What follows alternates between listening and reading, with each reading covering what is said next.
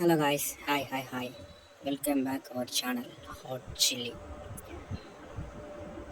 இன்னைக்கு நம்ம யாரை பற்றி பார்க்க போகிறோம் அப்படின்னா, நம்ம எல்லாரோட ஃபேவரட், முக்கியமாக என்னோட ஃபேவரட் நம்ம ஐஸ்வர்யா ராஜேஷ் அவங்கள பற்றி தான் பார்க்க போகிறோம். அதுக்கு முன்னாடி இந்த வீடியோ யாருக்காண்டி அப்படின்னா, நம்ம சப்ஸ்கிரைபர் ஒருத்தர் ஏற்கனவே கேட்டிருந்தாரு, ப்ரோ ஐஸ்வர்யா ராஜேஷ் வீடியோ போடுங்க ப்ரோ அப்படின்னு சொல்லி கேட்டிருந்தாரு. ஸோ அவருக்காண்டி தான் இந்த வீடியோ. உங்களுக்கு எந்த ஆக்ட்ரஸ் பிடிக்குமோ அந்த ஆக்ட்ரஸோட நேம், என்ன படம் உங்களோட ஃபேவரட்டோ அந்த மூவி நேமும் நீங்கள் கமெண்டில் சொல்லிட்டீங்கன்னா அடுத்த வீடியோ உங்களுக்காக போட்டுடலாம்.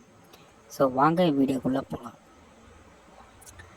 ஐஸ்வர்யா ராஜேஷ் இவங்களை பற்றி சொல்லணும்னா, தமிழ் சினிமா, இந்தியன் சினிமாவிலேயே ஹீரோனியாக ஆரம்பித்து ஹீரோனாகவே இருக்கிறது ரொம்ப ரொம்ப கஷ்டம். ஸோ நயன்தாரா, த்ரிஷா இவங்களுக்கு அப்புறம் இன்னமும் லீட் ரோலில் ஹீரோ இல்லாமல் நடிக்கிற ஒரே ஒரு ஆக்ட்ரஸ் நம்ம ஐஸ்வர்யா ராஜேஷ் தான். அதுக்கு எக்ஸாம்பிள் காக்கா மிட்டாய் அந்த படத்தில் பார்த்திங்கன்னா இவங்க ஒரு வித்தியாசமான ஒரு கேரக்டர் எடுத்து நடிச்சிருப்பாங்க. அப்போ வளர்ந்து வந்துட்டுருங்க ஸ்டேஜில் 2 பசங்களுக்கு அம்மாவாக நடிக்கிறது எவ்வளோ பெரிய ரிஸ்க்கு, அவங்களோட கரியரையே பாதிக்கும். ஆனால் அவங்க தைரியமாக எடுத்து நடித்தாங்க. என்ன காரணம் அப்படின்னா, அவங்க சினிமாவை ஒரு தொழிலாக பார்க்குறாங்க, அவங்களோட பேஷனாக பார்க்குறாங்க. அதுக்கு சிறந்த ஒரு எக்ஸாம்பிள் தான் காக்கா முட்டைன்ற படம். அந்த படத்துக்கு அப்புறம் அவங்க லெவலே வேறன்னு தான் நான் சொல்கிறேன். ஏன்னா தமிழ் சினிமாவில் மட்டும் இருந்த அவங்க டாலிவுட், கோலிவுட், பாலிவுட் வரைக்கும் போயிட்டாங்க. அதுக்கு காரணம் காக்கா முட்டை அப்படின்ற படம் தான் நான் சொல்லுவேன். ஏன்னா அந்தளவுக்கு இருந்துச்சு அந்த படத்தில் அவங்களோட பெர்ஃபார்மன்ஸ். அதையும் தாண்டி இன்னமும் நயன்தாரா ஹீரோ இல்லாமல் தான் நடிச்சுக்கிட்டு இருக்காங்க. அதே மாதிரி த்ரிஷாவும். இப்போது அடுத்த ஜென்ரேஷன் அப்படின்னா அது நம்ம ஐஸ்வர்யா ராஜேஷ் தான். முன்னாடி ஆங்கராக ஆரம்பித்து ஒரு சேனலோட தொகுப்பாளராக ஆரம்பித்து சின்ன ரோல் பண்ணிக்கிட்டு இருந்தாங்க.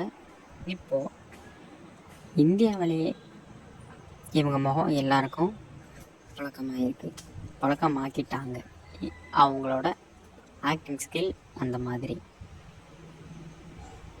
தமிழ்லேயும் சரி, தெலுங்குலேயும் சரி, மலையாளத்துலேயும் சரி, இவங்க ஒரு செம்ம பெர்ஃபார்மன்ஸ் கொடுத்துருக்காங்கன்னு தான் நம்ம சொல்லணும். ஏன்னா வட சென்னை படத்துலலாம் அந்த ஒரே ஒரு டைலாக்காண்டியே இவங்களுக்கு ஒரு ஃபேன் பேஸே இருக்குது. இன்னமும் நிறைய ஸ்டோரி, ஸ்டேட்டஸு இதெல்லாம் போட்டுட்ருக்காங்க அந்த சீனை. அதே மாதிரி எல்லாருமே எல்லா கேரக்டரும் பண்ண முடியும் அப்படி சொல்லி சொல்ல முடியாது. ஒரு சிலருக்கு வரும், ஒரு சிலருக்கு வராது. ஆனால் இவங்க அப்படி கிடையாது. எல்லா கேரக்டரும் யதார்த்தமாக சர்வசாதாரணமாக நடிச்சுட்டு போயிட்டே இருப்பாங்க.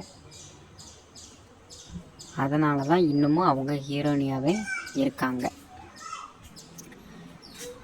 ஸோ இதே மாதிரி டீட்டெயில்ஸ், இதே மாதிரி வீடியோஸ் எந்த ஆக்ட்ரஸ்க்கு வேணும் அப்படின்னு நீங்கள் நினைக்கிறீங்களோ அவங்களோட பேரை நான் ஏற்கனவே சொன்ன மாதிரி கமெண்டில் மென்ஷன் பண்ணிடுங்க.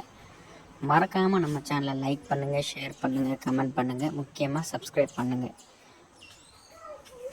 நான் போடுற வீடியோ ஏதாச்சும் குறை இருந்தால் அதையும் சொல்லுங்கள். நன்றி, வணக்கம். இந்த வீடியோ உங்களுக்காக.